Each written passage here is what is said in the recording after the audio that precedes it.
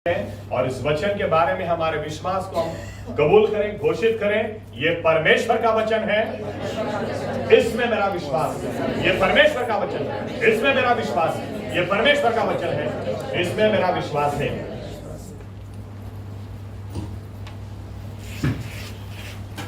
आवाज बराबर निकलनी चाहिए। आमीन। आइए फिर से एक बार पढ़ते हैं लूका, The Gospel of Luke chapter 23 verse 46, Luke 23 और 46।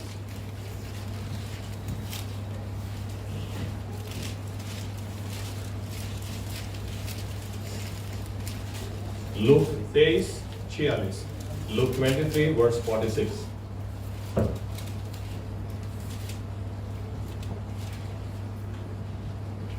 ઈસુએ મોટી બૂમ પાડીને કહ્યું કે ઓ બાપ, હું મારો આત્મા તારા હાથમાં સોંપું છું, એમ કહીને તેને પ્રાણ છોડ્યો।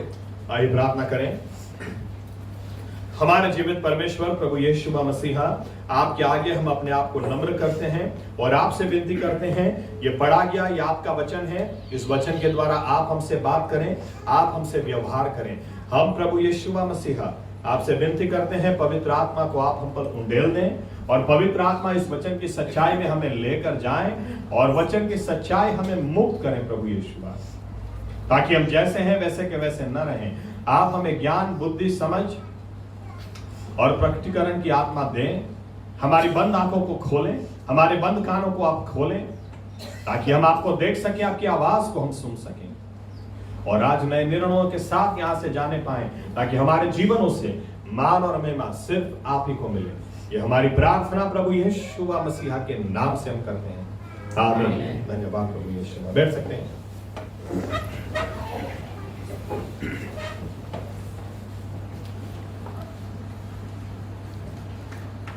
ईस्टर के बाद जो वचन हम देख रहे हैं, हमारी प्रार्थना है, हमारी इच्छा है कि आने वाले दिनों में हम प्रार्थना करें। पेंटिकोस्ट का दिन आएगा, 7वां रविवार ईस्टर के बाद जो 7th संडे होगा वो पेंटिकोस्ट का दिन होगा। हम प्रार्थना करना चाहते हैं कि परमेश्वर अपनी सामर्थ उस दिन हमारे बीच में उंडेल दें, लेकिन उसके पहले प्रार्थना के द्वारा हम अपने आप को तैयार करना चाहते हैं। आमीन। याद रखें, विश्वासी व्यक्ति के लिए उसके आत्मिक जीवन के लिए प्रार्थना वही उसका ऑक्सीजन है। जहां समझ लो प्रार्थना आपकी डीम पड़ गई, वहां पर आपका आत्मिक जीवन खत्म होना शुरू हो जाएगा। और इसीलिए हमने पिछले रविवार को आसा राजा से कुछ सीखने की कोशिश की है, उसी को मैं थोड़ा आगे ले जाऊंगा, लेकिन थोड़ा रिवाइज कर लेते हैं। उसके पहले आसा राजा बहुत ही नम्र राजा था, उसके बारे में हम पढ़ते हैं दूसरे इतिहास 14, 15 और 16 अध्याय में। 2 क्रॉनिकल्स चैप्टर 14, 15 एंड 16 लिखा है, वो जब दुश्मन सामने आया तो वो परमेश्वर के आगे झुक गया और परमेश्वर को उसने पुकारा, तो परमेश्वर ने भी उसकी प्रार्थना का जवाब दिया इस तरह से कि उसको बहुत बड़ा विजय मिला, बहुत बड़ी गवाही वहां पर खड़ी हुई। परमेश्वर से प्रेम करने वाला व्यक्ति था और जो परमेश्वर से प्रेम करता है वो परमेश्वर के सेवकों को, बंदों को भी प्यार करता है। और इसीलिए लिखा है 15वें अध्याय में, जब परमेश्वर का दास वहां पर आकर कुछ बातें कहता है तो आसा राजा ने बहुत आनंद और हर्ष के साथ उन बातों को स्वीकार कर लिया। परमेश्वर के दास ने जो कहा तुरंत उसके ऊपर उसने कदम उठाना शुरू कर दिया। लेकिन जहां आपकी प्रार्थना डिम पड़ेगी, आप समझ लेना परमेश्वर के ऊपर आपका भरोसा नहीं रहेगा। बाइबल कहती है इंसान पर भरोसा रखने से अच्छा परमेश्वर यहोवा पर रखना ज्यादा अच्छा है। भजन संहिता 118 में लिखा है।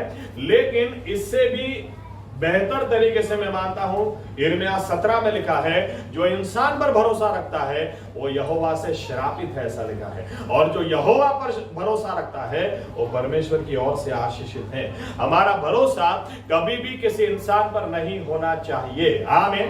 क्योंकि ये परमेश्वर के नजर में या तो परमेश्वर की ओर से ये श्राप लेकर आता है, ऐसा वचन में लिखा है।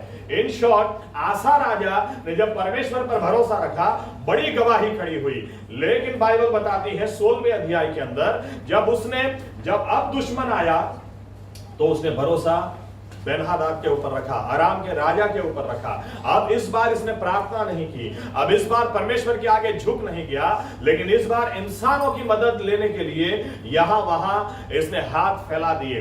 बाइबल कहती है हनानी परमेश्वर का दास आकर डांटता है और कहता है कि आसा तूने बहुत बड़ी गलती कर दी, इससे बड़ा दुश्मन तेरे सामने था, तब तू परमेश्वर के आगे झुक गया, और आज तेरे सामने जब ये राजा आया तो तूने किस तरह से दूसरे राजा की मदद मांगी, क्यों परमेश्वर के आगे तू झुका नहीं? अगर तू परमेश्वर के आगे झुक जाता तो इस बार भी परमेश्वर तुझे विजय देता, लेकिन अब तेरे घराने से तलवार कभी भी जाएगी नहीं।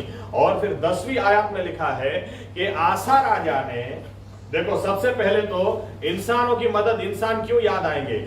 समझ लेना, ये इशारा है कि अब आदमी प्रार्थना नहीं करता है। प्रार्थना करने वाला आदमी, वो उसको सिंह के बिल के अंदर डाल देंगे ना, वहां पर भी वो अपने परमेश्वर को याद करेगा। आग की भट्टी के अंदर डाल देंगे, वहां पर भी अपने परमेश्वर को याद करेगा। लेकिन विश्वासी लोग धीरे, पहले जिस तरह से नए नए मसीह में आते हैं, तब जिस तरह से बाइबल पढ़ते हैं, तब जिस तरह से प्रार्थना करते हैं, अब नहीं होता। मेरा दोस्त है, मुस्लिम कन्वर्ट है दिल्ली के अंदर, बीच में उसने मुझे फोन किया और मुझे फोन करके मुझे पूछने लगा, एक बात पूछनी है।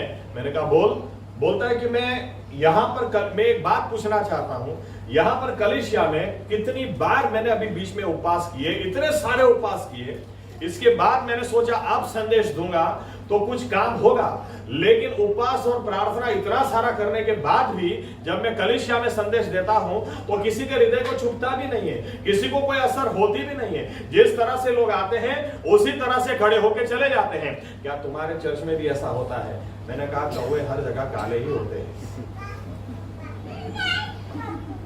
वो जमाना चला गया, वो जमाना बीत गया। कुछ कहना चाह रहे? अच्छा, ओके। वो जमाना बीत गया कि जब लोग आकर रोते थे, थोड़ी सी बात भी वचन से निकल गई, दिल को छूट जाती थी। क्यों ऐसा होता है? आसा राजा एक टाइम ऐसा ही था, परमेश्वर के बंदे ने बोल दिया तो बात खत्म। लेकिन अब 16वें अध्याय में उसके बारे में ऐसा लिखा है, जब हनानी अब आकर बोलता है तो उसको इतना गुस्सा आता है, उसको पकड़कर अंदर जेल के अंदर डाल देता है। जो आदमी परमेश्वर की हजूरी में खड़ा रहता है, जो आदमी से परमेश्वर बात करता है, परमेश्वर ने इस आदमी को भेजा राजा से बात करने के लिए, ऐसे आदमी पर तुम कैसे हाथ डाल सकते हो? लेकिन एक समय परमेश्वर के बंदों की बात सुनने वाला व्यक्ति आज वही परमेश्वर के बंदों के ऊपर हाथ डालता है। मैंने अपने जीवन में बहुत सारे ऐसे उदाहरण देख लिए, जेपी साहब जैसा कोई सेवक नहीं, जेपी साहब जैसा कोई नहीं, और कुछ समय के बाद इनके जैसा बुरा कोई नहीं। ऐसा परिवर्तन किधर से आता है? कैसे आ जाता है? परमेश्वर के बंदे के लिए आज मान है, कुछ समय के बाद मान रहता ही नहीं। ये मान चला किधर से जाता है? यहां तक कि परमेश्वर के बंदे के लिए मान नहीं होगा। आप एक बात समझ लेना, एक उदाहरण दे देता हूं, सीधी बात करता हूं। जो लोग आज ना अंकुर नारोला करते हैं, अंकुर नारोला, बजिंदर सिंह, ये कैसे लोग हैं मैं बताऊं आपको? इनको सीधा तो बोल नहीं सकते कि हमको ये पास्टर का सुनना ही नहीं है, हमको इसका जीवन में उतारना ही नहीं, इसलिए अंकुर नारोला। ये अंकुर नारोला के उधर जाएंगे ना, 2 महीने में या तो अंकुर नारोला इनको भगाएगा, या तो ये उधर से बजिंदर सिंह के वहां जाएंगे। पास्टर बराबर नहीं है, चलो बजिंदर सिंह के वहां चलो।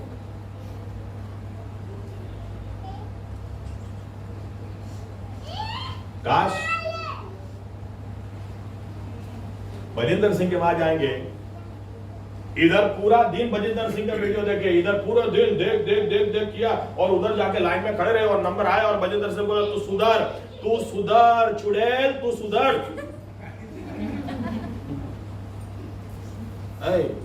दूसरा चल, बजिंदर सिंह भी बराबर नहीं है। ये लोग को जो परमेश्वर ने बंदे दिया उनका सुनना नहीं है, उनका करना ही नहीं है, अपनी मर्जी का करना है, इसलिए दूसरे सेवकों को खोजते रहते हैं। क्यों बोल नहीं सकते ना, परमेश्वर के बंदे के लिए मान ही नहीं है। क्या बोलते पता है? हम तो इंसान को मान नहीं देते, परमेश्वर को मान देते। अरे बाइबल हमको अच्छी तरह पता, हमको मत सिखाओ। मूसा के सामने जब लोग बोलने लगे ना, तो मूसा क्या बोलता है? मूसा यूं कहता है, याद रखना तुम मेरे खिलाफ नहीं, परमेश्वर के खिलाफ बोलो, क्योंकि मुझे परमेश्वर ने खड़ा किया। आसा राजा इतना दुष्ट हो गया या इतना बदल गया कि बाइबल कहती है जब उसके पैर में दर्द हुआ, इतना जोरों का दर्द हुआ, तो ऐसा लिखा है वो मर गया लेकिन परमेश्वर के पास नहीं गया। वो मर गया, उसकी जिंदगी खत्म हो गई, उसने डॉक्टरों को दिखाया लेकिन परमेश्वर के पास नहीं गया। इतना पत्थर दिल कैसे आदमी हो सकता है?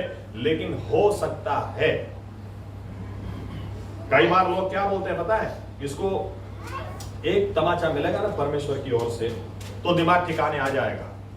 हर बार ऐसा नहीं होता है। दिमाग ठिकाने आना चाहिए था आशा का, लेकिन नहीं आया। उसको पैर में जो तकलीफ हो गई, उसका दिमाग सही में ठिकाने आना चाहिए था। उसने परमेश्वर के बंदे को भी जेल में डाल दिया और बाइबल कहती है मर गया, लेकिन यहोवा का नाम उसने नहीं लिया। हमारे किसी के साथ ऐसा नहीं होना चाहिए। आमीन आमीन। इसका ख्याल हमें रखना है, पास्टर नहीं रखेंगे, हमें रखना है। हमारे जीवन का ख्याल हमें रखना है। आमीन। और इसीलिए प्रार्थना करना कभी भी बंद मत करना। दानियल को कहा गया कि खाली 30 दिन प्रार्थना नहीं करनी, खाली 30 दिन।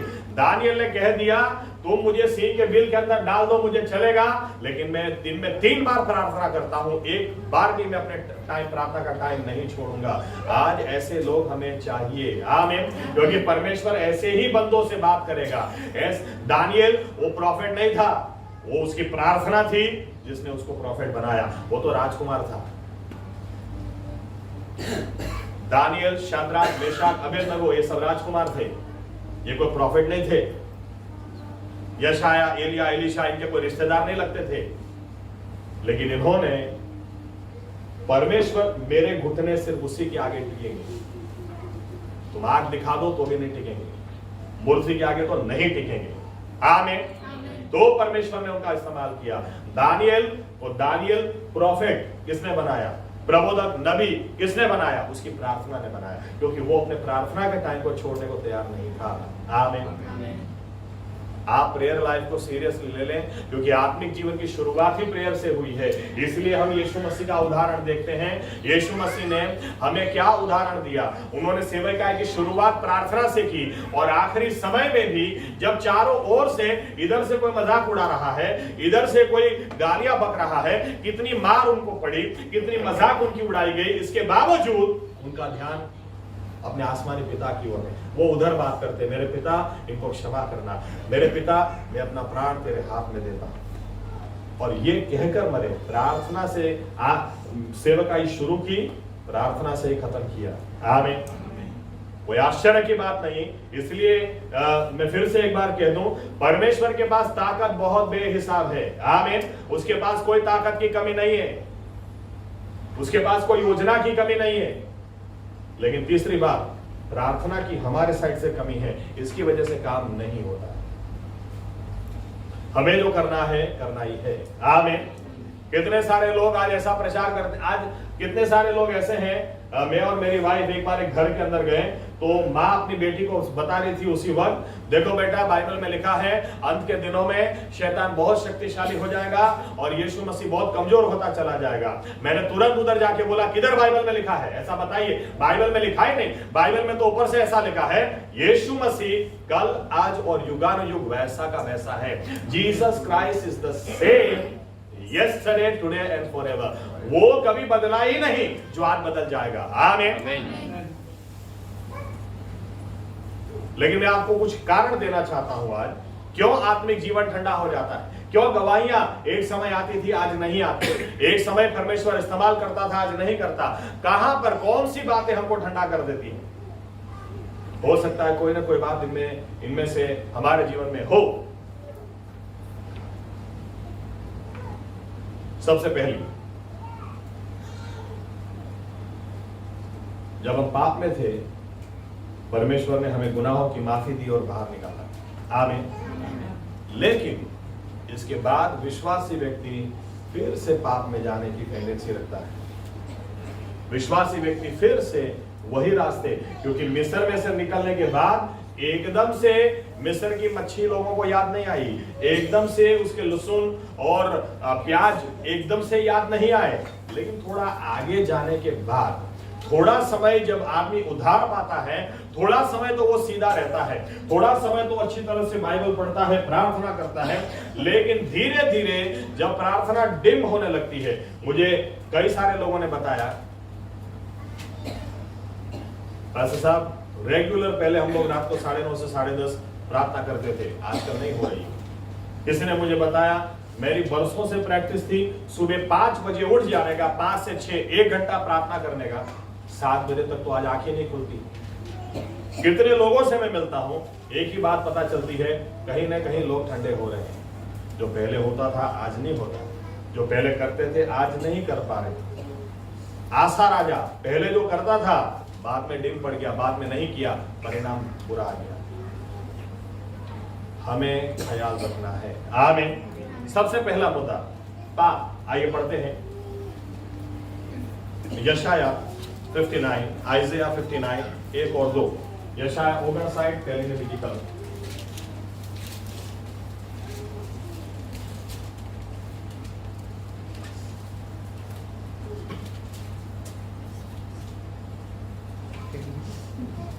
જો યહોવાનો હાથ એટલો ટૂંકો થઈ ગયો નથી કે તે બચાવી ન શકે, અને તેનો કાન એવો મંદ થયો નથી કે તે સાંભળી ન શકે, પણ તમારા અપરાધો તમારી ને તમારા દેવની વચમાં ભિન્નતા કરતા આવ્યા છે, અને તમારા પાપોએ તેનું મુખ તમારી તરફથી એવું ફેરવી નાખ્યું છે કે તે સાંભળે નહીં। क्या लिखा है? इजरायली लोग क्या करते थे? खुद मूर्ति पूजा में है, खुद गुनाह में जी रहे हैं, खुद इनका जीवन पाप से भरा है, और उसके बावजूद ये लोग क्या फरियाद करते थे? क्यों आज परमेश्वर हमारी प्रार्थना सुनता नहीं है? क्यों आज हमारे जीवन में बड़ा काम करता नहीं है? जैसे मिस्र में हमारे पूर्वजों के जीवन में किया, ऐसा हमारे जीवन में क्यों नहीं करता है? सच में लगता है परमेश्वर बदल गया है। ये लोग ये कबूल नहीं करने को तैयार थे कि हम गुनाह में जी रहे हैं, हम पाप में जी रहे हैं। इसलिए परमेश्वर के दास को बोलना पड़ा, देखो, बिहोल्ड, जुओ, परमेश्वर का हाथ आज भी छोटा नहीं हो गया कि वो तुम्हें बचा ना सके, उसके कान आज भी बहरे नहीं हो गए कि वो तुम्हारी दुआओं को सुन न सके, लेकिन तुम गुनाह में जी रहे हो। तुम्हारे गुनाह परमेश्वर और तुम्हारे बीच में पाप की बड़ी सी दीवार कर खड़े हैं, इतनी बड़ी, परमेश्वर ने तुमसे मुंह फेर लिया है। मुंह ही फेर लिया तो कौन सी प्रार्थना जवाब लाएगी? अगर आपकी प्रार्थना जवाब लाती ही नहीं तो आप सबसे पहले ये सोचिए कि कहीं आप पाप में तो नहीं जी रहे। आज कितने सारे लोगों को ऐसा लगता है प्रभु यीशु बदल गया है, प्रभु यीशु बदल गए हैं, अब पहले जैसा काम नहीं होता है। एक चर्च में तो ऐसा शिक्षण दिया गया, क्या बताऊं मैं आपको, किधर से लाते ही लोग। एक चर्च में ऐसा शिक्षण दिया गया, 120 लोगों के ऊपर पवित्र आत्मा उतरा तो पवित्र आत्मा के 120 हिस्से हो गए। उसके बाद 5000 लोग, तो पवित्र आत्मा ने 5000 लोगों को भर दिया तो 5000 हिस्से हो गए। अब आज लाखों विश्वासी हैं तो पवित्र आत्मा के इतने छोटे छोटे हिस्से हो गए हैं, तो किधर से सामर्थ रहेगी, किधर से काम रहेगा? इसलिए पहली सदी जैसे चिन्ह चमत्कार नहीं होते, इसलिए ऐसे बड़े काम नहीं होते। एकदम बोगस और बकवास बात है। बात सिंपल ये है, परमेश्वर का न सामर्थ्य कम हुआ, न वो बदला है, न उसके पास कोई योजनाओं की कमी है, हमारे पास प्रार्थनाओं की कमी हो गई है। हमें समझ में ही नहीं आता है कि हम गुनाह में जी रहे हैं, हमें बाइबल के परमेश्वर के आगे झुक जाने की जरूरत है। आप 58 पढ़ेंगे, उसके एक अध्याय पहले वहां पर फास्टिंग के बारे में लिखा है। फास्टिंग के बारे में भी परमेश्वर बोलता है, तुम जिस तरह से करते हो मुझे पसंद ही नहीं आता। अरे जब परमेश्वर को पसंद ही नहीं आता वो करेंगे तो जवाब किधर से मिलेगा? मुझे यही लड़की चाहिए, बस मुझे यही लड़की से शादी करनी है। कई बार क्या है, मैं तो यूं कह दूं, उद्धार पाते हैं ना विश्वासी लोग, तो उद्धार पाने के बाद इनको कहीं ना कहीं ऐसा लगता है कि अब मैं यीशु मसीह का बाप हो गया और वो मेरा बेटा हो गया। चंगाई दे दे, लड़की दे दे, 2 लड़के हैं, 2 लड़के, नौकरी दे दे, इधर 100 रुपए डाला है, 1000 करके दे दे। नहीं होता है तो क्या बोलते पता है? नहीं होता ना, मेरे को इसी के साथ शादी करनी थी, मुझे यही लड़की चाहिए थी, प्रभु यीशु ने मेरी प्रार्थना को नहीं सुना, मेरा तो विश्वास टूट गया। अरे किधर से लाते हो ऐसा विश्वास? लाते किधर से हो? ये विश्वास है ही नहीं ना, टूट किधर से गया? ये विश्वास है ही नहीं। विश्वासी व्यक्ति तो क्या कहेगा, मेरी नहीं लेकिन यीशु मसीह आपकी मर्जी पूरी हो जाए। आमीन। Not my will but thy will be done. खुद ब खुद हमारे बीच में इतनी सारी ऐसी दीवारें हमने खड़ी कर दी, और फिर हम सोचते हैं कि क्यों प्रभु यीशु जवाब नहीं देते, क्या परमेश्वर बदल गया है, क्या वो उसने मुंह फेर लिया। अरे मुंह इसलिए फेर लिया क्योंकि हमारे गुनाह बीच में खड़े हैं, उसके लिए कुछ भी नामुमकिन नहीं। वो यरीको को हरा दिया, बाइबल कहती है जो यहोशुआ की अगुवाई में यरीको को हरा दिया, और उससे बहुत छोटा शहर था आई, उसके सामने ये लोग हार गए। जब उसके सामने हार गए तो यहोशुआ परमेश्वर के आगे झुक गया और कहने लगा कैसे हार गए। परमेश्वर ने कहा इधर से खड़ा हो, तुम्हारे बीच में किसी ने पाप किया है, उसको पहले डील कर। परमेश्वर ने कहा था यरीको पूरा मेरा है, उसमें सोना चांदी जो भी है मेरा है, कोई हाथ नहीं लगाएगा, वो मुझे अर्पण किया जाएगा। फिर भी बाइबल बताती है अकान के बारे में उसने हाथ मार लिया, थोड़ा सोना चांदी निकाल लिया। यहोशुआ और परमेश्वर क्या कहता है, देख मेरी सामर्थ तो आज भी कम नहीं हो गई, लेकिन तुम्हारे बीच में किसी ने पाप किया है, पहले उसके साथ डील करो, मैं तो आज भी तुमको आई के सामने विजय दे सकता हूं। कितनी सारी बार हम विश्वासी लोगों को समझ में ही नहीं आता है, हम लोग क्या करते हैं पता है, ए सेवक वो सेवक वो सेवक वो सेवक, अरे किधर काम होता ही नहीं। क्यों? एक व्यक्ति इधर से, इसको इधर पास्टर क्या बोलते वो नहीं करना है, चलो बजिंदर सिंह के वहां चलते हैं, इधर से गए बजिंदर सिंह के वहां, बजिंदर सिंह के सामने आके खड़ा रखा, बजिंदर सिंह बोलते तू पहले दारू छोड़, और तूने प्रभु को जीवन दिया ना, ढोंगी जीवन तू जीता है, पहले वो ठीक कर, तो ही तेरे जीवन में काम होगा। और वहां तो ऐसे गए थे जैसे अरे नहीं होगा भाई काम, कोई भी होगा काम नहीं होगा, क्योंकि पाप आपका है, उसको दूर करो। आमीन आमीन।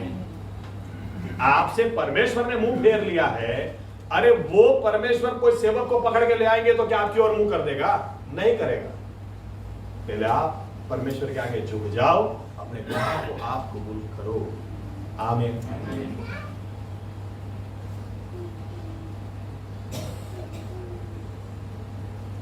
कुछ उदाहरण मैं आपको देता हूं किस तरह के पाप। एक उदाहरण, ईर्ष्या, जेलसी। विश्वासी लोगों में जेलसी होती है। ये भी साहब तो मुझे कई बार हम लोग कुछ बात निकलती है तो हंस के बोलेगा बेस्ट ना जोड़े रहे हो।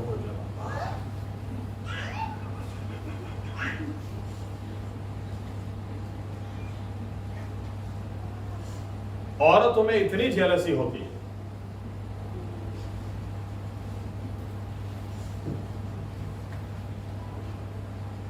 ऐसा नहीं लगता वो मुझसे ज्यादा गोरी दिख रही है? और मैं तो 5,000 का ड्रेस लिया, लेकिन लगता है इसमें तो 12-13 का लिया लगता है। तो क्या सोचता है, क्या दिखाई देता है?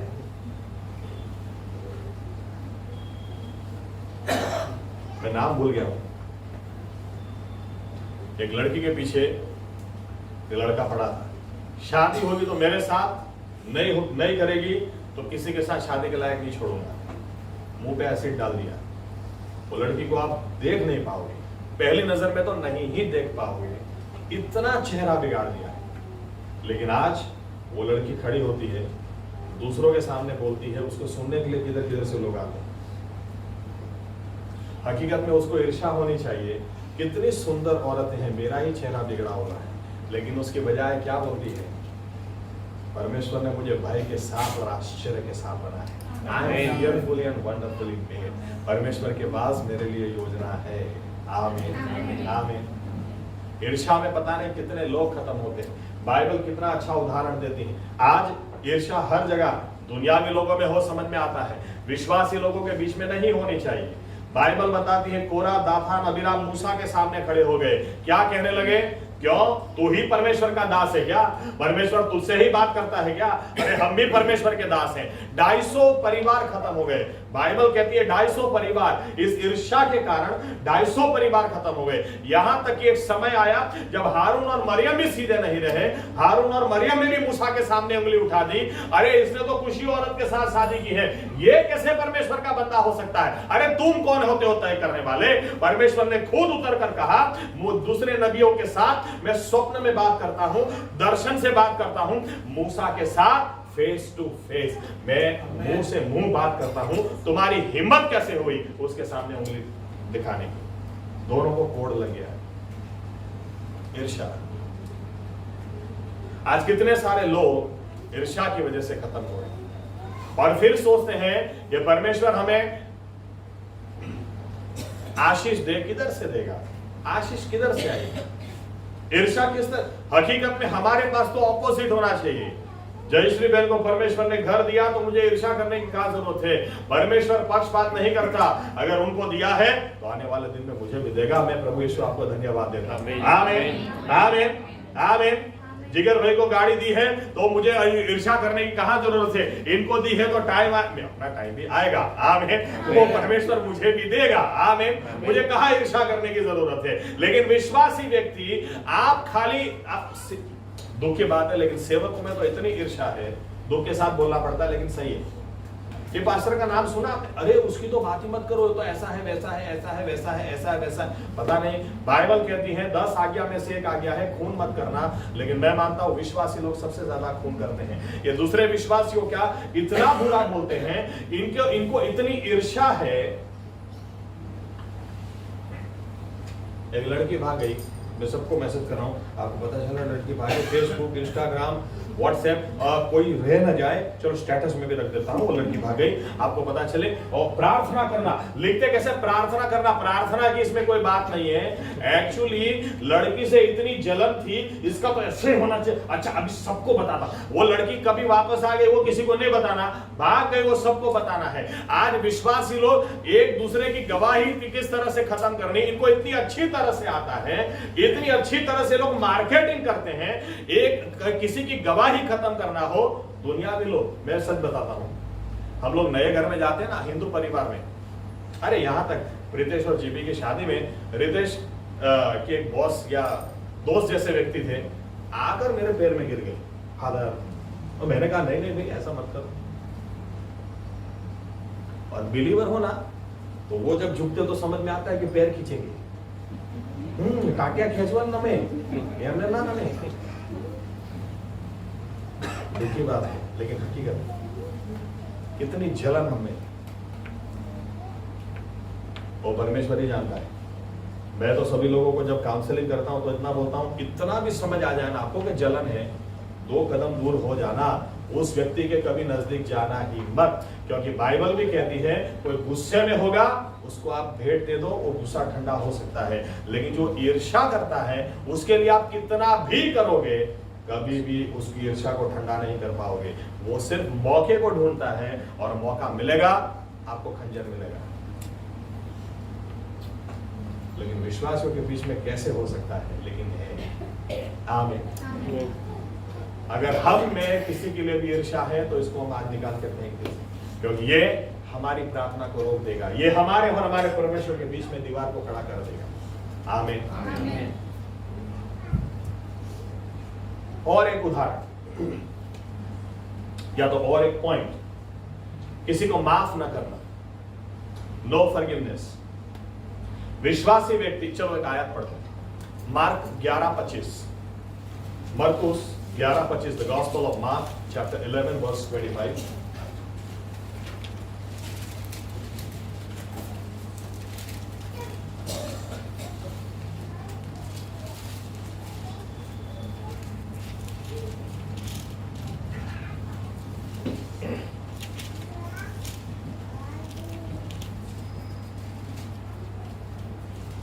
અને જ્યારે જ્યારે તમે ઊભા રહીને પ્રાર્થના કરો છો, ત્યારે ત્યારે જો કોઈ તમારો અપરાધી હોય તો તેને માફ કરો, એ માટે કે તમારો બાપ જે આકાશમાં છે તે પણ તમારા અપરાધો તમને માફ કરે। और एक बात, मत्ती 5:23 और 24, The Gospel of Matthew chapter 5 verses 23-24।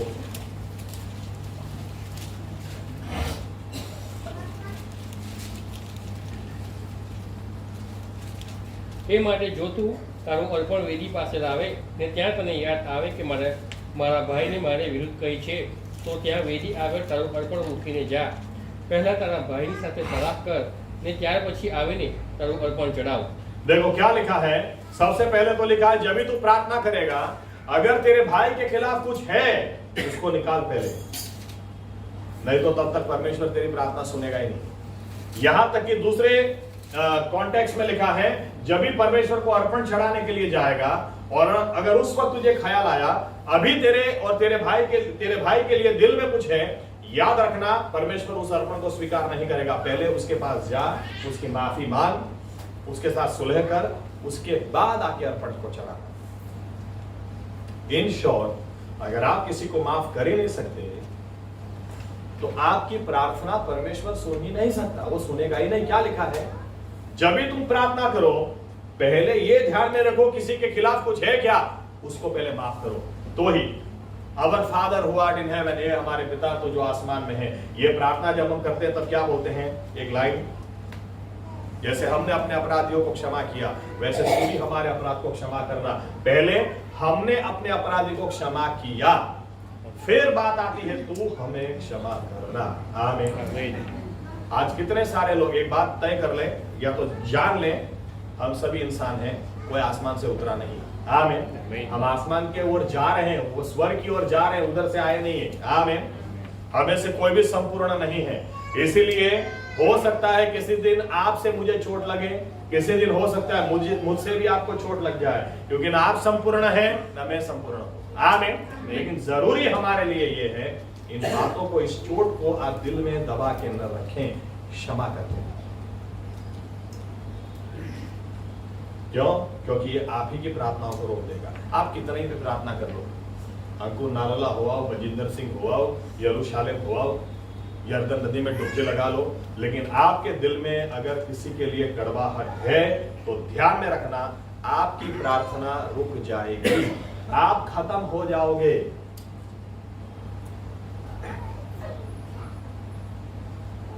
जब भी एक तो प्यार मोहब्बत कर लेते हैं उस वक्त पूछते नहीं, फिर दिल में ठोकर लगती है, पास्टर साहब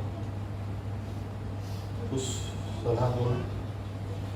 मैं बीच में किसी को बोला, मैं सोच रहा हूं एक बोर्ड बनाऊं और लेकर घूमूं, लफड़ा करता पैजामा पसीने.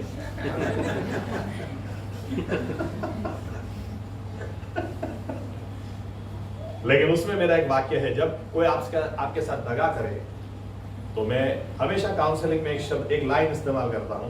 देखो सामने वाला व्यक्ति तो आपका बुरा करके चला गया, अब आप आपका खुद बुरा क्यों करते हो? आप क्यों करते हो? आप तो मत करो. आमीन. इसीलिए माफ कर दो. आप अगर माफ नहीं करेंगे ना तो आप भी, वो तो बुरा करके गया या गई, आप भी आपका बुरा कर रहे हैं, ये मत करो, क्योंकि आप ही की प्रार्थना सुनी नहीं जाएगी. मेरे घर पे एक बार एक लड़का आता था या तो भाई आता था, आकर इस तरह से बैठ जाता था मेरे सामने, ओ हो, मुझे पास्टर साहब आपसे सीखना है. मैं भी सिखाता था, मुझे समझ में नहीं था, आता नहीं था, इसके दिल में कुछ और बात चल रही है. ये शायद 3 बार आया होगा. इसके बाद ये तो मेरे घर पे नहीं आया, लेकिन मेरे घर पे एक लेटर आया. उस लेटर को खोला तो लेटर के अंदर एक लड़की का फोटो था जिसको मैं कभी जानता नहीं, कभी देखा नहीं, और अंदर एक लेटर लिखा हुआ था. उस लेटर और एक सीडी भी थी अंदर, और लेटर के अंदर लिखा हुआ था कि ये लेटर बड़ौदा के हल पुलिस स्टेशन में भेजा है. यहां तक कि मेरी गवर्नमेंट जॉब थी, जहां जहां मैंने जॉब की उसका भी एड्रेस उसके पास था, उधर भी ये भेजा था. मैं मुंबई जहां पर चाको साहब के चर्च में बोलने के लिए जाता हूं वहां पर भी भेजा था. और ऐसा लिखा हुआ था, ये लड़की गायब है, ये हस्बैंड वाइफ दोनों सेक्स रैकेट चलाते हैं, कोई भी लड़की किधर से गायब हुई गुजरात में तो इन दोनों को पकड़ना, इनको इंटरोगेट करना, ये इनका पूरा पैसा सेक्स रैकेट से आता है.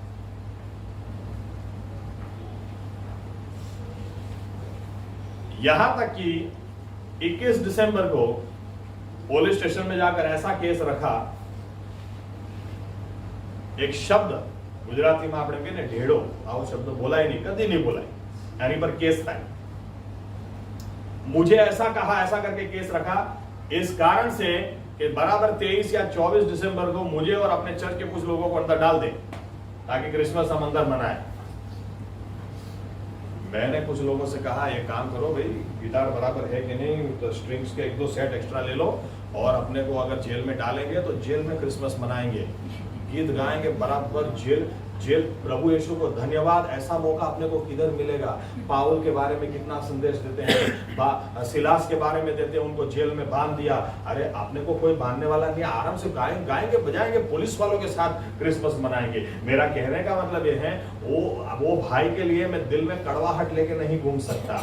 इसको सामने आने दो, इसके सर को मैं फोड़ देता हूँ, इसको दिखाता हूँ, इसको ये करता हूँ वो। अगर मैं ऐसा करने जाऊंगा मेरी ही प्रार्थना रुक जाएगी। आमीन आमीन। मुझे जरूरी था प्रभु यीशु को कहना, प्रभु यीशु उसने जो किया आप देख लेना, मैं उसको दिल से माफ करता हूं। कितनी जगह भेजा।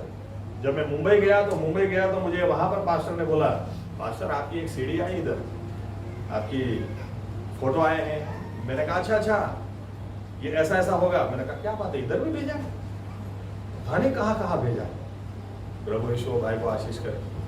मुझे तो माफ करना जरूरी है क्योंकि मेरी प्रार्थना अटकनी नहीं चाहिए, रुकनी नहीं चाहिए। आमीन आमीन। यहां तक कि जो शादी कर चुके ना, या तो करेंगे। हस्बैंड्स के लिए चलो एक मुद्दा देता हूं, बहनों के पीछे बहुत ईर्ष्या है, ऐसा कहा तो इनको ऐसा ना हो कि भाइयों के लिए कुछ नहीं बोलते। पहला पत्रस 3 और 7 देखो क्या लिखा है। पहला पत्रस 3 और 7।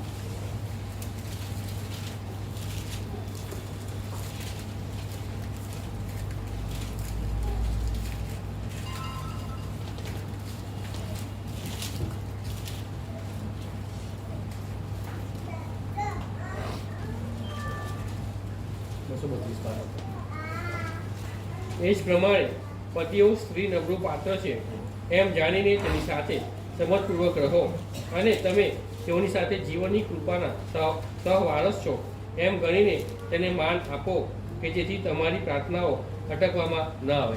देखो अभी पहली बात तो क्या लिखा है, men consider your wives as weak vessels। consider ऐसा नहीं लिखा है they are, consider यानी कहने का मतलब क्या। देखो जोक के साथ बात करता हूं। बच्चा पापा को पूछता है, पापा मदर टंग में क्या लिखूं, फॉर्म भर रहा था तो बोलते लिख स्ट्रॉन्ग एंड लॉन्ग।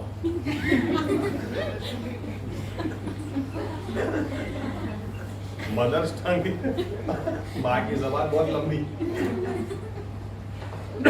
यह हकीकत है, औरत की जबान में इतनी ताकत है, 1 सेकंड में आपका मूड खराब कर सकती है। 2 दिन आपको खाना अच्छा ना लगे ऐसा कर सकती है, लेकिन ऐसा कुछ भी बोल सकती है, कितना टेंशन क्यों ना हो, 1 सेकंड में आपका दिमाग क्या बात कुछ हो सकता है। आमीन। अब पुरुषों के लिए ऐसा है, देखो पुरुष ने कभी मार दिया, नहीं मारना चाहिए, बात करता हूं खाली। मान लो औरत पे हाथ उठा दिया, औरत है ना बहुत जल्दी माफ कर सकती है, लेकिन औरत ने कभी पुरुष को एक चाटा के मार दिया, वो 20 साल के बाद भी याद रखेगा, वो नहीं कर सकता। लेकिन मेरा कहने का क्या मतलब है, देखो बाइबल क्या कहती है, पुरुषों के लिए क्या लिखा, हस्बैंड्स के लिए क्या लिखा है, कुछ भी हो तुमको भले ही तुम्हारी वाइफ वीक वेसल न लगे फिर भी कंसीडर, नहीं तो तुम्हारी प्रार्थना अटक जाएगी। आमीन। એટલે પેલી ગમે તેટલી તોફાની માર્કસ હોય તો તમારે છેલ્લે નમ્ર થવું પડે, નહીં તો તમારી પ્રાર્થના અટકી જશે।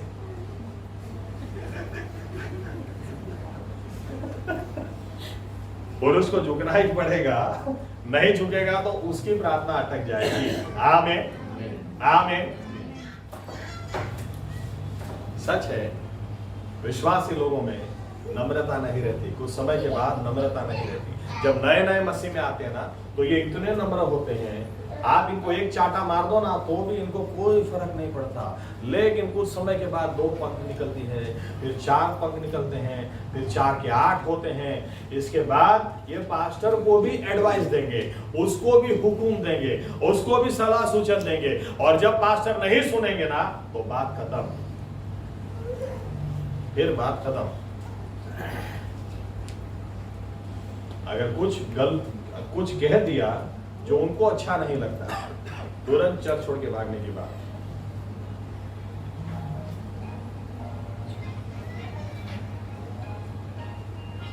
आपके जीवन को, अपने जीवनों को हम आज जांच लें।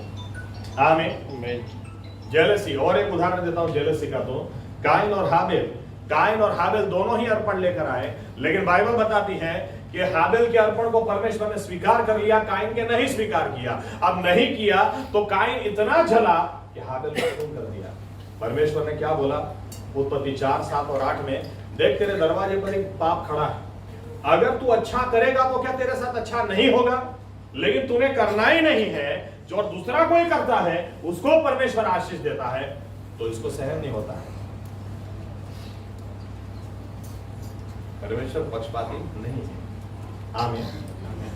चलो आयत के साथ देखते हैं और एक बार, Yakub 4, James 1-4। The book of James, Yakub 4, 1 से 4।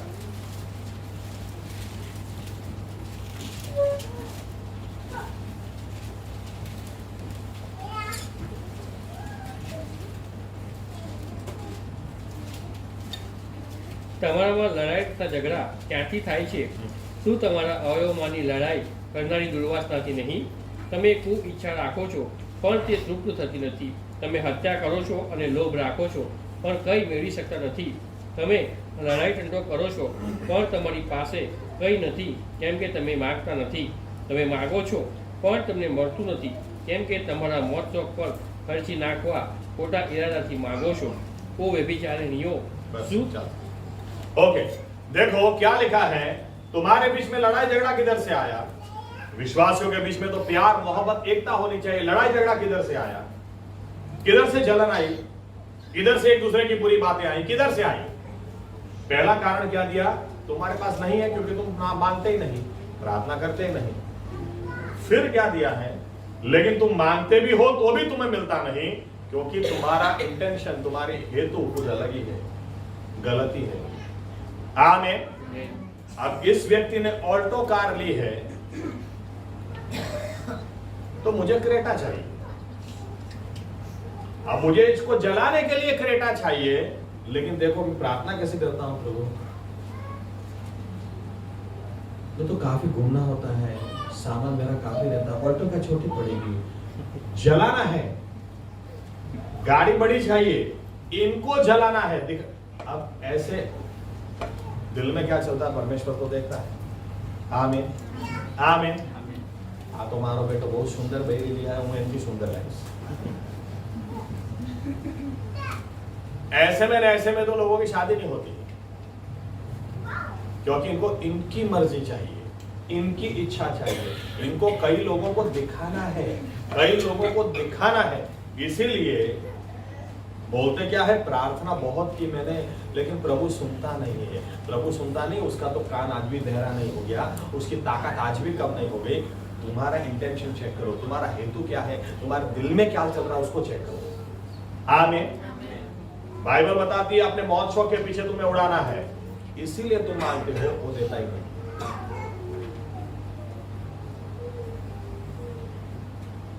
विश्वासी लोगों के दिल में पता नहीं क्या चलता है। मैं तो यूं कह दूं, सीधी बात अगर करूं तो, अगर आपके जीवन में कोई गवाही नहीं है तो इतनी शर्म तो होनी चाहिए कि लोगों के सामने मुंह बंद रखो, भाई मेरे पास कोई गवाही नहीं है, मेरी कोई प्रार्थना का अभी परमेश्वर ने जवाब भी नहीं दिया, तो मैं दूसरों के आगे मुंह खोलूं तो किस तरह से खोलूं, क्या खोलूं? मुंह बंद रख के बैठना चाहिए, सिंपल बात। आमीन। उल्टा होता है, ऐसे ही लोग जो खुद लफड़ा करते हैं, यही लोग गोपाल भाई लफड़ा कर रही है। अरे अपना आईने में अपना मुंह देखना पहले। आमीन। आप लोगों से पूछो, आपकी कोई गवाही है क्या? परमेश्वर आपकी प्रार्थना सुनता है क्या? कुछ गवाही नहीं है, कुछ काम हुआ ही नहीं है, तो हो सकता है उस व्यक्ति और परमेश्वर के बीच में पाप की दीवार है। जब परमेश्वर उसका नहीं सुनता तो हम क्यों सुने? आमीन। तो हम क्यों सुने? आखिरी बात, मरकुस 5:40, आज के लिए आखिरी।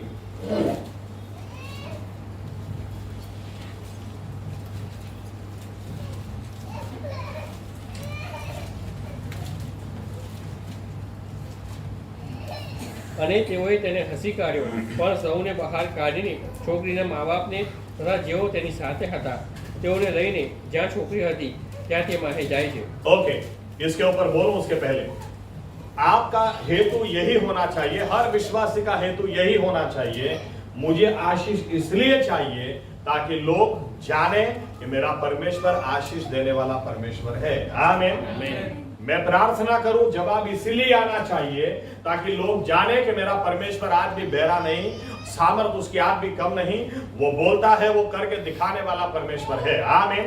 कैसा ही बंधन क्यों ना हो, वो छुड़ाने वाला परमेश्वर है, कैसा ही व्यसन क्यों ना हो, बाहर निकालने वाला वो परमेश्वर है, कितनी ही कमजोरी क्यों ना हो, चंगाई देने वाला परमेश्वर है। इसीलिए मुझे आशीष चाहिए ताकि मेरे परमेश्वर को मान और महिमा मिले। आमीन। इसलिए नहीं कि मैं मौज मजे करूं और लोग मुझे देखकर जलें, इसलिए नहीं। अगर आप इस हेतु से मांगोगे ना, प्रभु यीशु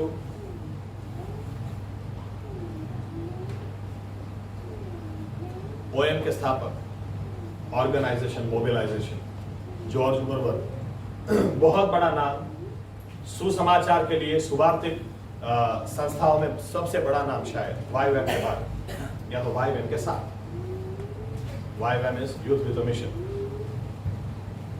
इन्होंने पूरी दुनिया में अपनी संस्था में खत लिखा था हर व्यक्ति को, आपके इलाकों में ऐसी लड़की का बायोडेटा मुझे भेजो जिससे कोई भी शादी करने को तैयार नहीं, मैं उनमें से एक लड़की को पसंद करके शादी करूंगा, जिसके साथ कोई शादी करने को तैयार नहीं। ये खुद इतने हैंडसम है कि आप एक बार, अभी तो बहुत उम्र हो गई, बीच में अहमदाबाद में आए थे शायद 4-5 साल पहले, एक ही दिन का वीजा था उनके पास, इंडिया में एक ही दिन का, दबा के गए, बहुत बूढ़े हैं अभी तो। लेकिन मुझे शादी इसलिए नहीं करनी क्योंकि दूसरों को जलाना है, मुझे इसलिए करनी है कि परमेश्वर को मान और महिमा मिले। एक ऐसी औरत जिसके साथ कोई शादी करना ही नहीं चाहा, उसे सहारा मिले, उसे भी पता चले कि परमेश्वर सही में उसे प्यार करना है। आपके दिल में क्या चल रहा है आप ही जानते हैं, इसको चेक करें। आमीन। और आखिरी भाग, जैसे मैंने कहा, तब तक आपकी प्रार्थना का जवाब आ ही नहीं सकता जब तक कुछ लोग ऐसे हैं जो आपके जीवन से जाते नहीं, इनको जीवन से बाहर निकालना जरूरी है। बाइबल क्या कहती है? यीशु मसीह यायर के घर गए और जाकर कहा बच्ची मरने गई है, सो रही है। बाइबल बताती है लोगों ने मजाक उड़ाना शुरू किया। जब मजाक उड़ाना शुरू किया तो यीशु मसीह ने जो 40वीं आयत हमने पढ़ी, लिखा है सबसे पहले लोगों को बाहर निकाल दिया, फिर दरवाजा बंद किया, फिर लड़की के पास गए, अभी तक खाओ, जिंदा करके वापस दिया और तुरंत कहा इसको खाना खिलाओ, कब से भूखी है। क्यों? लोग थे तो तब क्यों नहीं किया? कुछ लोगों का हमारे जीवन से बाहर जाना जरूरी है। आमीन। उसके बाद ही प्रार्थना का जवाब आ सकता है, उसके बाद ही। चलो एक आयत देखते हैं, मुझे मिलती है तो बता रहा हूं। उत्पत्ति का 12 या 13, उत्पत्ति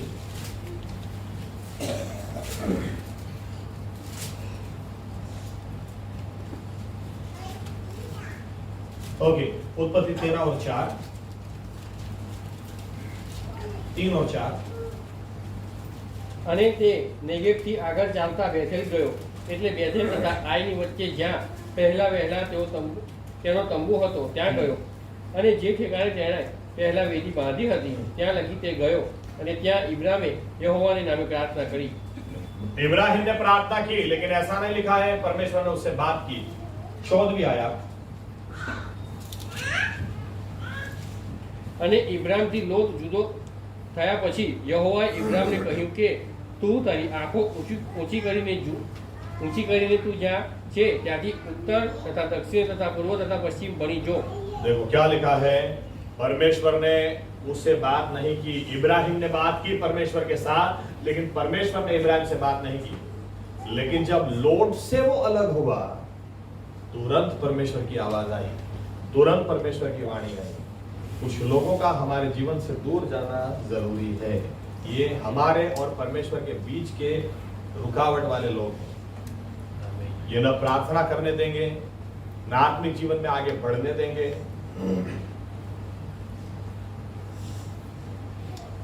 फिलोमेना बहन बैठे हैं, इनको पता है. इनकी लड़की जास्मिन, आप नहीं मानोगे, बपतिस्मा लिया, बपतिस्मा लेते वो इतनी खुश थी, उसके बाद उसका दिमाग खराब हो गया. कितने टाइम तक, क्योंकि बपतिस्मा लेके बाहर ही निकली, एक व्यक्ति ने उसको ऐसी ऐसी बातें बता दी. आत्मिक जीवन बताया ना, ऐसा होता, ऐसा होता, तो क्या बताया, ऐसा होता, उसका दिमाग खराब हो गया था. उसको कितनी बार सोहन अंकल मेरे घर पे छोड़ जाते थे, साहब इसके साथ थोड़ा बात करो, बहुत डिस्टर्ब रहती है. हम लोग बैठ के कितनी बार बात करते थे, फिर सोहन अंकल आके ले जाते थे. ऑलमोस्ट डिप्रेशन में जैसे चली गई थी. अभी कुछ दिन पहले हमारी फोन पे बात हुई तो उसने याद किया. मैंने कहा हाँ या नहीं, ये दिवस हो गया था, आज नहीं. कुछ लोगों का आपके जीवन से दूर जाना जरूरी है. ये आपकी शांति ले जाएंगे, ये आपका आत्मिक जीवन ले जाएंगे, या आपके और परमेश्वर के बीच का रिश्ता उसमें गड़बड़ी करके चले जाएंगे.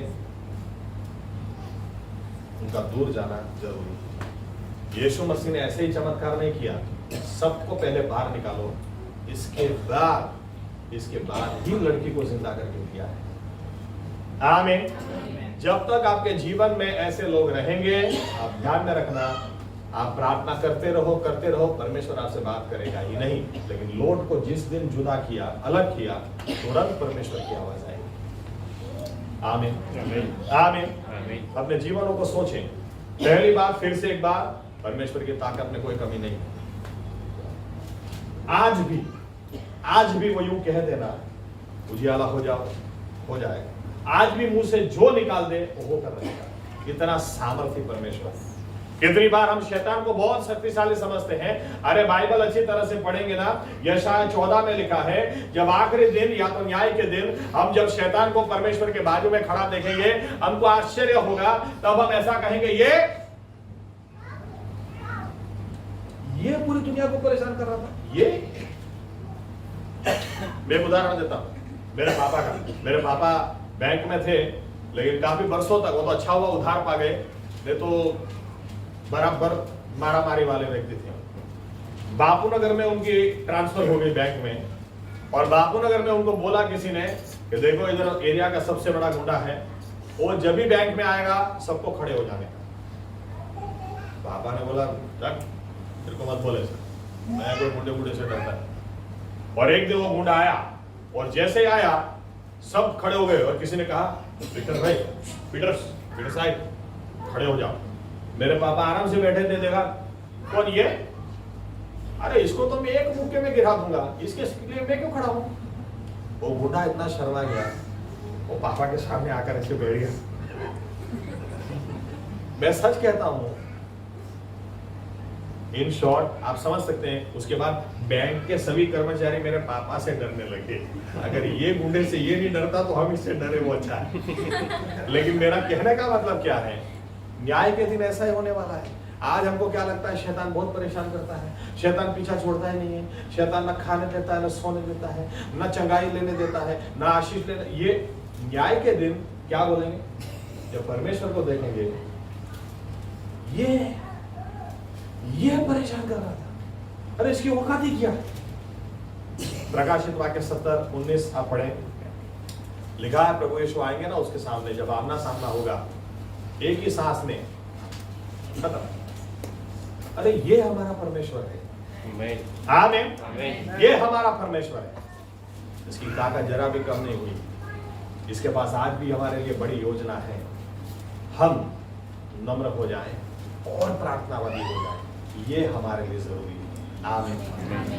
आसा राजा बदल गया क्योंकि प्रार्थना करना बंद कर दिया। प्रार्थना करना कभी बंद मत करना, प्रभु यीशु से बात करना कभी भी बंद मत करना, ऊपर से बढ़ाते चले जाना। क्या एक बड़ा दुनियावी जीवन में ऐसा कम होता है। दुनियावी जीवन में बच्चा छोटा है, उसको हम कपड़े पहनाते हैं, उसको हम नहलाते हैं, उसको हम अपनी मर्जी के कपड़े पहनाते हैं। थोड़ा बच्चा बड़ा होता है, वो सामने से लेकर आता है, मम्मी ये पहनाओ, मैं ये पहनूंगा, ये पहनूंगी। उसके बाद थोड़ा और बड़ा हो गया, वो खुद ही पहन के आ जाता है। लेकिन आत्मिक जीवन में हम जितने बड़े होते चले जाएं उतने और, पौलुस ने जिंदगी के आखिरी समय में लिखा, नित्य प्रार्थना करो। उसको समझ में आ रहा था जैसे हम बड़े होते चले जाते हैं आत्मिक जीवन में, और उसके ऊपर आधार रखना जरूरी है, उसके ऊपर और भरोसा रखना जरूरी है, उसे और ज्यादा बात करना जरूरी है। आमीन। बड़ी गवाही खड़ी होगी। यीशु मसीह ने कह दिया, ऐसे हालात क्या बदल सकते हैं? उन्होंने कह दिया, मैं मेरे प्राण तेरे हाथ में सौंपता हूँ। परमेश्वर ने पुनरुत्थान ला के दिखाया, परमेश्वर ने पूरे हालात को बदल के दिखाया, वो हमारे भी हालात को बदल देगा। लेकिन आइए हम नम्र हो जाएं। आमीन। आइए अपनी जगह खड़े हो जाएं, अपने जीवनों को जांच ले। हम प्रार्थना करें उसके पहले अपने जीवनों को जांच ले। हमारी प्रार्थना में कोई सामर्थ नहीं, क्या हमारे और परमेश्वर के बीच में कोई पाप तो आके खड़ा नहीं?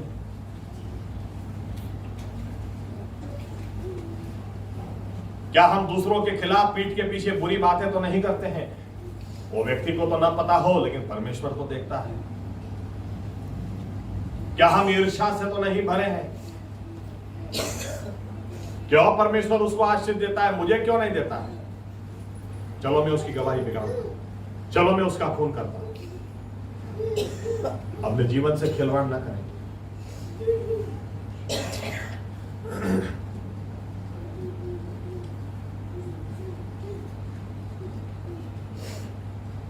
एक मिनट आंखें खोल दें, एक उदाहरण देकर मैं खत्म करता हूं। कुछ समय पहले की बात है, मेरे घर पे एक पति पत्नी आए और आकर मुझे कहा, काफी समय बोलते बोलते रो भी पड़े, ये समस्या है, वो समस्या है। मैं उनके घर 2-3 बार गया, अच्छी पहचान हमारी हो गई। यहां तक कि उन्होंने ये भी कहा कि नेक्स्ट संडे से मैं आपके चर्च में आऊंगा, या तो कोशिश करूंगा। मैंने कहा आइए, जरूर आइए। उसके बाद मुझे पता चला मेरे मैसेज जा नहीं रहे। धीरे से मुझे समझ में आया, मुझे ब्लॉक में ब्लैक लिस्ट कर दिया है, ब्लॉक कर दिया मेरा नंबर। उन्होंने YouTube के ऊपर मेरे संदेश सुने थे कोरोना के दरमियान, और वो संदेशों से उनके जीवन में बड़ा काम हुआ था। मुझे बाद में समझ में आ गया कि इस व्यक्ति ने उनको जाकर मेरे बारे में इतना बुरा बोला है कि उन्होंने मुझे ब्लॉक कर दिया। मैं ये सोच रहा था, मेरे बारे में बुरा बोलकर कम से कम इतना सोचना चाहिए कि तुम अब उस व्यक्ति की जवाबदारी उठाओगे क्या? तुम उसके लिए प्रार्थना करोगे क्या? तुम उसको बाइबल से सलाह सूचन दोगे क्या? उसके साथ तुम जाके खड़े रहोगे क्या? नहीं। कुछ लोगों की सेवकाई ऐसी है, बस इनको प्रभु परमेश्वर का काम तोड़ना है, इन्हीं से इनको संतोष मिलता है। इनको दूसरों की बुरी बातें करने से तो ही इनका खाना हजम होता है, और ये अपने आप को बिलीवर्स बोलते हैं। ये बिलीवर्स नहीं, शैतानी लोग। बिलीवर्स परमेश्वर के राज्य को भांते हैं, परमेश्वर के लोगों को भांते हैं, परमेश्वर के काम को भांते हैं, तोड़ते नहीं। आमीन। कितनी सारी जगह इस बात को मैंने देखा। जब आप किसी को सहारा नहीं दे सकते, तो अभी जो सहारा है उसे छीन क्यों लेते? जब आप किसी को दिलासा नहीं दे सकते, शांति नहीं दे सकते, उसके लिए प्रार्थना भी नहीं कर सकते, तो बुरी बात बोलने का हक किसने दिया आपको? अधिकार किसने? और फिर ऐसे लोग सोचते हैं, हम प्रार्थना करते हैं, परमेश्वर जवाब क्यों नहीं देता?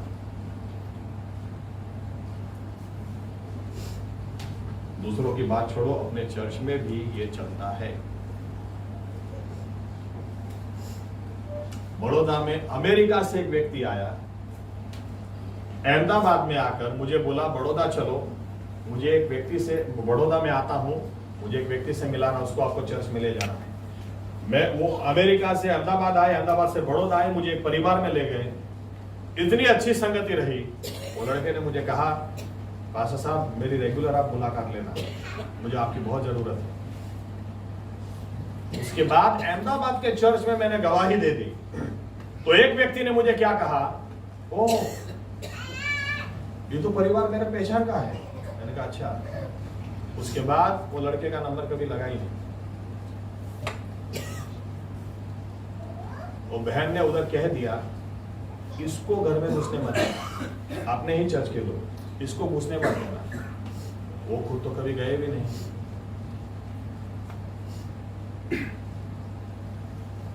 ये दुष्टता है, इसको बंद करना जरूरी है। आमीन। ताकि हमारा रिश्ता परमेश्वर के साथ बना रहे, प्रार्थना में सामर्थ्य उतरती रहे, परमेश्वर के लिए मान हमारा बना रहे, परमेश्वर के बंदों के लिए भी मान बना रहे। आमीन। आइए प्रार्थना करें। हमारे जीवित परमेश्वर प्रभु यीशु मसीह, हम दिल की गहराई से धन्यवाद देते हैं आज जो आपने हमसे बात की है। प्रभु यीशु, ये बात सही है कि हमारी प्रार्थनाओं में कोई सामर्थ्य दिखाई नहीं हो सकता है। जो कारण आज हमने देखे, उनमें से कोई कारण प्रभु यीशु हमारे जीवन में आज हमें लागू करने की जरूरत है। हो सकता है कोई पाप हमारे ही आपके और हमारे बीच में आकर खड़े हो सकता है किसी के लिए ईर्ष्या या तो फिर अभिमान या तो फिर गलत हेतु से हम प्रार्थना करते हैं, किसी को हम माफ नहीं कर पा रहे हैं, या तो किसी ऐसे व्यक्ति के जो हमारे जीवन में नहीं होने चाहिए, क्योंकि हमारे जीवन में ऐसे ही व्यक्ति हमें चाहिए जो हमें आपके करीब लाए, आपकी बातें हमसे करें, आपका प्यार हमें दिखाए, आपकी मोहब्बत दिखाए, न कि हमें करीब हमसे करीब आकर आपसे हमें दूर ले जाए। अगर हमारे और आपके बीच में हमारे पाप खड़े हैं, प्रभु यीशु हम क्षमा चाहते हैं। आप उन पापों को हम इसी वक्त छोड़ देते हैं। हमें अच्छा लगता है लेकिन हम छोड़ देते हैं। आपको नहीं पसंद, हम छोड़ देते हैं। प्रभु यीशु आप हमें क्षमा करें।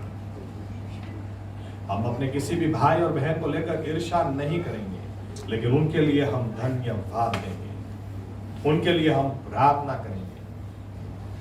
किसी ने हमें दिल में चोट पहुंचाई तो हम उसको पकड़ के नहीं रखेंगे, हम उनको क्षमा करते हैं, इसी वक्त क्षमा करते हैं प्रभु यीशु, क्योंकि न तो वो संपूर्ण है न तो हम संपूर्ण हैं।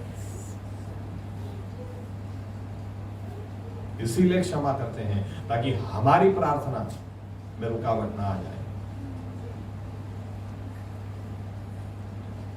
और आज तक जो भी हमने प्रार्थनाएं की जवाब नहीं मिला है, तो आज से प्रभु यीशु हमें सही तरीके से प्रार्थना करने के लिए सहायता और मदद करें, ताकि हमारी प्रार्थना जवाब लेकर आए एक ही कारण से कि आपको मान मिले और आप ही का महिमा हो। और हमारे जीवन में कुछ ऐसे लोग हैं जिन्हें हमें अपने जीवन से निकालना जरूरी है, तो हमें अनुग्रह दें, या तो हम उनको अपने जीवन से निकाल दें या तो हम 2 कदम पीछे लगें, ताकि हमारी आपसे बात हो, आपकी हमसे बात।